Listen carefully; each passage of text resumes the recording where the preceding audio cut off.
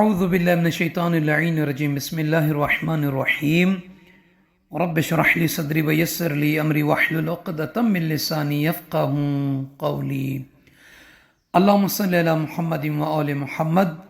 صاحبان ایمان مومنین مومنات، 7ویں دن کی دعا اور گھروں میں تلاوت الہی کرنے کی تشویق جو معصومین علیہ السلام نے بیان فرمائی اور اس کی فضیلت اور اس کے مقام کو وہ بیان کرنا ہے۔ آئیے آپ احباب سے عرض ہے کہ جنہوں نے ابھی تک ہمارے چینل ناجفی کربلائی کو سبسکرائب نہیں فرمایا تو اس کارواں میں شامل ہونے کے لیے اور اس کو آگے بڑھانے کے لیے چینل کو سبسکرائب فرما دیجئے۔ ویڈیو کو آخر تک ضرور سنیے گا، لائک اور شیئر کر کے دوسرے مومنین کو بطور صدقہ اس میں شامل کیجیے گا۔ جزاک اللہ۔ مولا امام علی ابن موسیٰ رضا علیہ السلام فرماتے ہیں کہ اپنے گھروں میں تلاوت قرآن کو رائج کرو۔ مولا کیوں؟ فرماتے کیونکہ جس گھر میں قرآن پڑھا جائے اس گھر کے لوگوں کے تمام امور آسان اور خیر و برکت میں اضافہ ہوتا ہے۔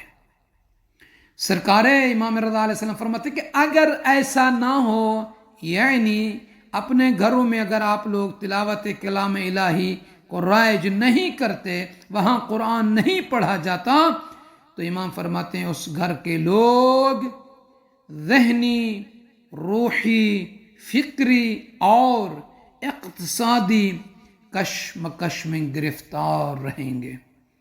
تو صاحبان ایمان، یہ ایک قسم کا گھر سے اقتصادی، فکری، ذہنی، روحی پریشانیوں، تکالیف کے خاتمے کا امام علیہ السلام نے عمل دیا ہے کہ اپنے گھروں میں کلام الہی کو رائج کرو، اس کی تلاوت کرو۔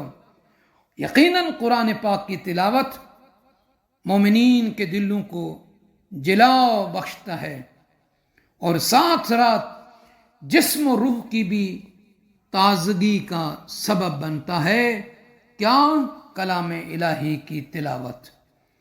اور گھروں میں تلاوت قرآن کریم کو رائج کرنے سے، قرآن کریم پڑھنے سے نحوست ختم ہوتی ہے، بے برکتی ختم ہوتی ہے، اور جن گھروں میں قرآن پاک کی تلاوت ہوتی ہے، صاحبان ایمان، ان کی رزق اور روزی میں اضافہ ہوتا ہے اور رزق و روزی کے ان کے لیے دروازے کھلتے ہیں۔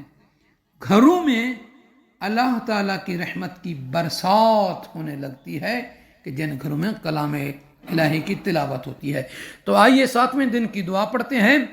بسم اللہ الرحمن الرحیم۔ اللہم صلی علی محمد و آل محمد۔ اللہم اعنی فی علی صیامہ و قیامہ وجنبنی فیہ من حفواتہ و آثامہ وارزقنی فی ذکرک بدوام بتوفیقک یا ہادی المضلین۔